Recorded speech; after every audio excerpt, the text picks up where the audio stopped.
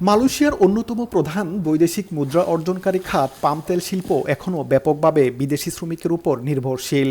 দেশটির প্লান্টেশন ও কমোডিটি মন্ত্রণালয় জানিয়েছে, এই খাতের 70%-এরও বেশি কর্মী বিদেশি। পাম ফল সংগ্রহ, গাছ ছাঁটাই এবং ভারী শারীরিক শ্রমের কাজগুলোকে কঠিন, ঝুঁকিপূর্ণ এবং অনাকর্ষণীয় মনে করায় এসব কাজে স্থানীয় মালয়েশিয়ানদের আগ্রহ খুবই কম।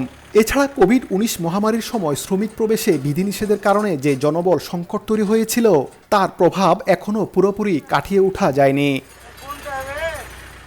সরকারি পরিসংখ্যান অনুযায়ী সাময়িক ওয়ার্ক পারমিটধারী বিদেশি শ্রমিকের সংখ্যা গত 4 বছরে ধারাবাহিকভাবে বেড়েছে। 2022 সালে যেখানে এই সংখ্যা ছিল 1,73,696 জন, সেখানে চলতি বছরে 30 এপ্রিল পর্যন্ত তা বেড়ে দাঁড়িয়েছে 2,68,691 জনে। তবে শ্রমিকের সংখ্যা বাড়লেও শিল্পের প্রকৃত চাহিদা এখনও পূরণ হয়নি। AKS অর্জন করল গিনেস ওয়ার্ল্ড রেকর্ডস। AKS মন্ত্রণালয়ের ভাষ্য, অনেক শ্রমিকের চুক্তির মেয়াদ শেষ হয়ে যাচ্ছে, আবার কেউ কেউ নিয়োগকর্তাকে ছেড়ে অন্যত্র চলে যাওয়ায় শ্রমিক সংকট আরও প্রকট হচ্ছে। এর ফলে সময়মতো পাম ফল সংগ্রহ ব্যাহত হচ্ছে এবং উৎপাদনেও নেতিবাচক প্রভাব পড়ছে। এই পরিস্থিতি মোকাবেলায় 2026 সালের জন্য নতুন বিদেশি শ্রমিক কোটা চালুর আবেদন করেছে প্লান্টেশন ও কমোডিটি মন্ত্রণালয়।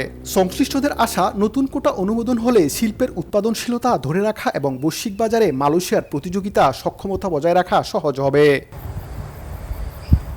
মোহাম্মদ আব্দুল কাদের, সময় সংবাদ, কুয়ালালামপুর, মালয়েশিয়া।